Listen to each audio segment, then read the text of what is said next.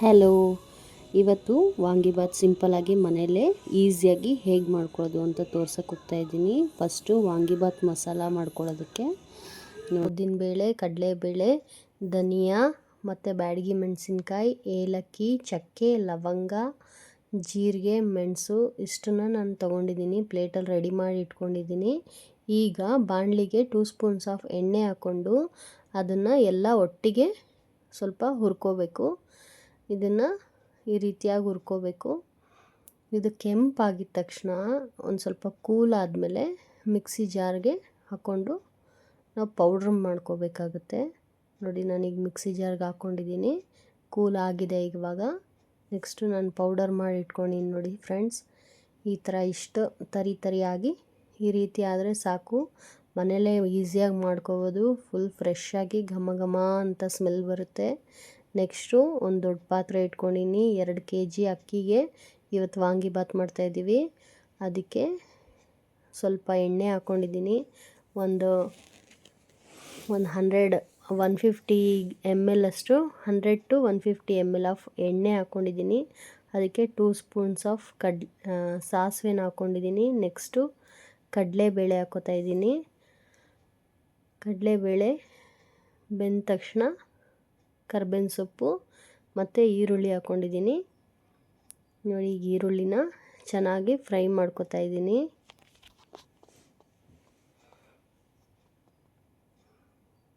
ಈರುಳ್ಳಿ ಫ್ರೈ ಆಗುವಾಗ ಇದು ಜಾಸ್ತಿ 2 kg ಆಗಿರೋದ್ರಿಂದ ಒಂದೇ ಒಂದು ಸ್ಪೂನು ಶುಂಠಿ ಬೆಳ್ಳುಳ್ಳಿ ಪೇಸ್ಟ್ನ ಈ ರೀತಿ ಹಾಕ್ಕೊಂಡಿದ್ದೀನಿ ನಾನು ಈರುಳ್ಳಿ ಫ್ರೈ ಆಗುವಾಗಲೇ. ಜೊತೆಲಿ ನಾವು ಸಣ್ಣ ಪುಟ್ಟ ಮನೇಲಿ ಸ್ವಲ್ಪ ಮಾಡೋದಿದ್ರೆ ಶುಂಠಿ ಬೆಳ್ಳುಳ್ಳಿ ಪೇಸ್ಟ್ ಏನು ಬೇಡ, ಡೈರೆಕ್ಟ್ ನಾವು ಹಂಗೆ ಮಾಡ್ಕೋಬೋದು. ಅದೇ ಇದು ಸ್ವಲ್ಪ ಜಾಸ್ತಿ 2 kg ಅಕ್ಕಿ ಇರೋದ್ರಿಂದ ಒಂದೇ ಒಂದು ಸ್ಪೂನು ಶುಂಠಿ ಬೆಳ್ಳುಳ್ಳಿ ಪೇಸ್ಟ್ ಹಾಕ್ಕೊಂಡಿದ್ದೀನಿ. ನೆಕ್ಸ್ಟು ಬದನೆಕಾಯಿನ ಸಣ್ಣಕ್ಕೆ ಕಟ್ ಮಾಡಿ ತೊಳೆದು ಅರ್ಧ kg ಆಗೋಷ್ಟು ಬದನೆಕಾಯಿನ ನಾನು ಇವತ್ತು ತೊಗೊಂಡು ಕಟ್ ಮಾಡಿ ವಾಶ್ ಮಾಡಿ ಇಟ್ಕೊಂಡಿದ್ದೀನಿ. ಅದನ್ನು ಕೂಡ ಈ ರೀತಿ ಸೇರಿಸ್ಕೊಂಡು ಎಣ್ಣೆಲೇ ಚೆನ್ನಾಗಿ ಅದು ಫ್ರೈ ಆಗಬೇಕು. ನೋಡಿ, ನಾನು ತೋರಿಸ್ತಾ ಇದ್ದೀನಿ ಈಗ.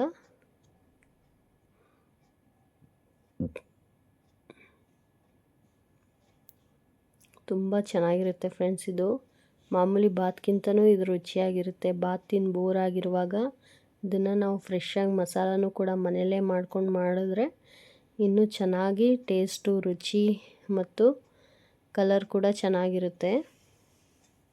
ನಾನು ಮತ್ತು ಇದಕ್ಕೆ ಬಟಾಣಿ ಸೇರಿಸ್ಕೊತಾ ಇದ್ದೀನಿ. ಇವಾಗ ಗ್ರೀನ್ ಬಟಾಣಿ, ಅದು ರಾತ್ರಿ ನೆನೆಸಿಟ್ಟಿದ್ದೆ, ಅದನ್ನು ಕೂಡ ಈಗ ಹಾಕೋತಾ ಇದ್ದೀನಿ. ಇದ್ರ ಜೊತೆನೇ ಒಂದು 3 ರಿಂದ 4 ಹಣ್ಣಾಗಿರುವಂಥ ಟೊಮ್ಯಾಟೊ ಹಣ್ಣನ್ನು ನಾನು ಹಾಕೋತಾ ಇದ್ದೀನಿ ನೋಡಿ. ಇದೆಲ್ಲನೂ ಒಟ್ಟಿಗೆ ಆ ಎಣ್ಣೆಲೇ ಅದು ಬೇಯಬೇಕು. ಇದಕ್ಕೆ ಎಕ್ಸ್ಟ್ರಾ ನೀರು ಏನೂ ಹಾಕ್ಕೋಬಾರ್ದು. ಟೊಮ್ಯಾಟೊ ರಸ ಇರುತ್ತಲ್ಲ ಮತ್ತು ಎಣ್ಣೆ ಇರುತ್ತಲ್ಲ, ಅದರಲ್ಲೇ ಅದು ಬೇಯುತ್ತೆ. ನೆಕ್ಸ್ಟು ಇದಕ್ಕೆ ಸ್ವಲ್ಪ ಹುಣಸೆ ರಸನ ನಾನು ಇಲ್ಲಿ ಹಾಕ್ಕೊಂಡಿದ್ದೀನಿ. ಹುಣಸೆ ರಸ 1 ಲಿಂಬೆ ಹಣ್ಣಿನ ಅಷ್ಟು ಹುಣಸೆ ರಸನ ನಾನು ಹಾಕ್ಕೊಂಡಿದ್ದೀನಿ.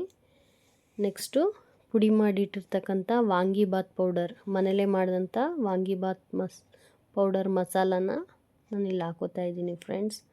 ಫುಲ್ ಸ್ಮೆಲ್ಲಂತೂ ಘಮ ಘಮ ಅಂತ ಬರ್ತಾಯಿದೆ. ಘಮ ಸಖತ್ತಾಗಿ ಬರ್ತಿದೆ.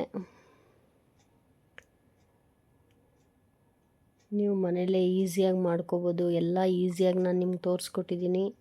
ನೆಕ್ಸ್ಟು ಒಂದು ಅರ್ಧ ಸ್ಪೂನು ಅರಿಶಿನ ಮತ್ತು ರುಚಿಗೆ ತಕ್ಕಷ್ಟು ಉಪ್ಪು,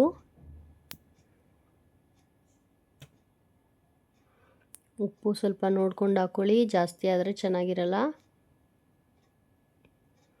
ಮತ್ತು ಖಾರದ ಪುಡಿ, ರೆಡ್ ಚಿಲ್ಲಿ ಪೌಡರ್, ಧನಿಯಾ ಪೌಡ್ರು ನಾನು 2 ಮಿಕ್ಸ್ ಮಾಡಿ ಇಟ್ಕೊಂಡಿನಿ. ಅದು 2 ಸ್ಪೂನ್ ಹಾಕ್ಕೊಂಡಿದ್ದೀನಿ.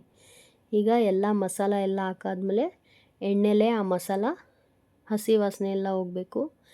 ಈಗಾಗಲೇ ವಾಂಗಿಬಾತ್ ಪೌಡ್ರು ನಾವು ಹುರಿದು ಮಾಡಿರೋದ್ರಿಂದ ಹೆಚ್ಚಿನ ಸಮಯ ಏನು ಹುರಿಯೋದೇನು ಬೇಡ. ಲೈಟಾಗಿ ಈ ರೀತಿ ಎಣ್ಣೆಲಿ ಫ್ರೈ ಮಾಡಿಕೊಂಡ್ರೆ ಆಯಿತು. ನೋಡಿ, ಈಗ ಬದನೆಕಾಯಿ, ಟೊಮ್ಯಾಟೊ ಎಲ್ಲ ಚೆನ್ನಾಗಿ ಬೆಂದಿದೆ. ನಾವು ಗೊಜ್ಜು ಮಾಡಿ ರೈಸಿಗೆ ಕಲಿಸ್ಕೋತೀವಿ ಅಂತಂದರೆ ನೋಡಿ, ಈ ಸಮಯದಲ್ಲಿ ನಾವು ಗ್ಯಾಸ್ ಆಫ್ ಮಾಡಿ ರೈಸ್ನ ಬೇಕಾದ್ರೆ ಕಲಿಸ್ಕೋಬೋದು. ಇಲ್ಲ, ನಾನು ಇವತ್ತು ಬಾತ್ ಟೈಪ್ ನಾನು ಮಾಡ್ತಾಯಿದ್ದೀನಿ. ರೈಸ್ ಜಾಸ್ತಿ ಇರೋದ್ರಿಂದ ಕಲ್ಸೋಕ್ಕೆ ಕಷ್ಟ ಆಗುತ್ತೆ. ಇದರಲ್ಲೇ ಮಾಡಿದ್ರೆ ಈ ರೀತಿ ಇನ್ನೂ ಚೆನ್ನಾಗಿರುತ್ತೆ. ನೀವು 2 ಥರನೂ ಮಾಡ್ಕೋಬೋದು. ಸಪ್ರೇಟ್ ರೈಸ್ ಮಾಡು ಈ ಟೈಮಲ್ಲಿ ಆಫ್ ಮಾಡಿ ಕಲಿಸ್ಕೋಬೋದು. ಇಲ್ಲ ಅದಕ್ಕೆ ಒಟ್ಟಿಗೆ ಮಾಡ್ತೀನಂದರೆ ನೋಡಿ ಈ ಥರ ಮಾಡ್ಕೋಬೋದು. ಅದಕ್ಕೆ ವಾಶ್ ಮಾಡಿ 2 kg ಅಕ್ಕಿ ವಾಶ್ ಮಾಡಿ ತೊಳೆದಿಟ್ಕೊಂಡಿದ್ದೀನಿ ನಾನು. ಅದನ್ನು ಕೂಡ ಇವಾಗ ಸೇರಿಸ್ಕೊಂಡಿದ್ದೀನಿ.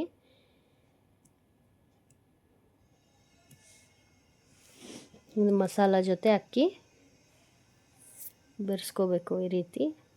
ನೆಕ್ಸ್ಟು ಒಂದು ಗ್ಲಾಸಿಗೆ 2 kg ಅಕ್ಕಿಗೆ 2 ನೀರು ಹಾಕ್ತಾಯಿದ್ದೀನಿ ನಾನು. ಒಂಚೂರು ಕಮ್ಮಿ ಹಾಕ್ಕೊಳ್ಳಿ ನೀರನ್ನ, ಅವಾಗ ಉದ್ರಾಗ ಚೆನ್ನಾಗಾಗುತ್ತೆ. ಇಲ್ಲ ಮುದ್ದೆ ಥರ ಆದರೆ ಚೆನ್ನಾಗಿರಲ್ಲ, ಉದ್ರಾಗಾದರೆ ಚೆನ್ನಾಗಾಗುತ್ತೆ ಫ್ರೆಂಡ್ಸ್. ನೋಡಿ ಇವಾಗ ಅದನ್ನು ಕ್ಲೋಸ್ ಮಾಡಿದೆ. ಅವಾಗವಾಗ ಒಂದು ಕೈ ಆಡಿಸ್ತಾ ಇರಬೇಕು. ದಪ್ಪ ತಳ ಪಾತ್ರೆ ತೊಗೊಂಡ್ರೆ ಸಿಯಲ್ಲ, ಚೆನ್ನಾಗಿ ಬರುತ್ತೆ. ಮಸಾಲ ಇರೋದ್ರಿಂದ ದಪ್ಪ ತಳ ಪಾತ್ರೆಯಲ್ಲಿ ಮಾಡಿದ್ರೆ ಚೆನ್ನಾಗಿ ಬರುತ್ತೆ. ಕೆಳಗಡೆಯಿಂದ ಅವಾಗವಾಗ ಈ ಥರ ತಿರುಗಿಸ್ತಾ ಇರಬೇಕು. ನೋಡಿ ಕುದಿಯೋಕ್ಕೆ ಸ್ಟಾರ್ಟ್ ಆಗಿದೆ. ಮನೇಲಿ ಈ ರೀತಿ ಮಾಡಿಕೊಂಡ್ರೆ ಟೇಸ್ಟಿಯಾಗಿ ಚೆನ್ನಾಗಿ ಬರುತ್ತೆ.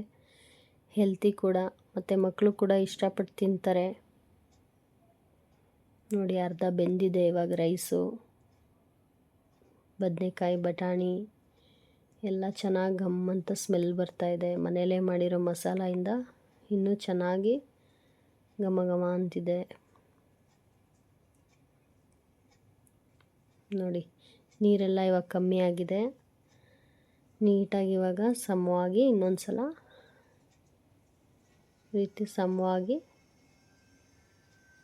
ಮಾಡಿ ಸಿಮ್ ಮಾಡಬೇಕು. ಗ್ಯಾಸ್ ಸಿಮ್ ಮಾಡಿ ಮುಚ್ಚಳದಿಂದ ಮುಚ್ಚಿ ಇಟ್ಟರೆ 10 ಮಿನಿಟ್ಸಲ್ಲಿ ಈ ಥರ ಅಕ್ಕಿ ನೋಡಿ ಎಷ್ಟು ಚೆನ್ನಾಗಿ ಬೆಂದಿದೆ. ವಾಂಗಿಬಾತ್ ರೆಡಿ ಆಯಿತು. ಸೂಪರಾಗಿ ಕಾಣ್ತಿದೆ, ಘಮ್ ಅಂತ ಸ್ಮೆಲ್ ಬರ್ತಿದೆ. ಫೈನಲ್ ಆಗಿ ನಮ್ಮ ವಾಂಗಿಬಾತು ಈ ರೀತಿ ಬಂದಿದೆ. ನೋಡಿ ಫ್ರೆಂಡ್ಸ್, ನಿಮ್ಮ ಮನೇಲೂ ಟ್ರೈ ಮಾಡಿ, ಹೇಗಿತ್ತು ಅಂತ ಕಮೆಂಟ್ ಮಾಡಿ. ಏನಾದ್ರು ಕ್ವೆಶನ್ಸ್ ಇದ್ದರೆ ಕಮೆಂಟ್ ಮಾಡಿ. ಓಕೆ, ನೆಕ್ಸ್ಟ್ ವಿಡಿಯೋದಲ್ಲಿ ಸಿಗ್ತೀನಿ. ಬಾಯ್.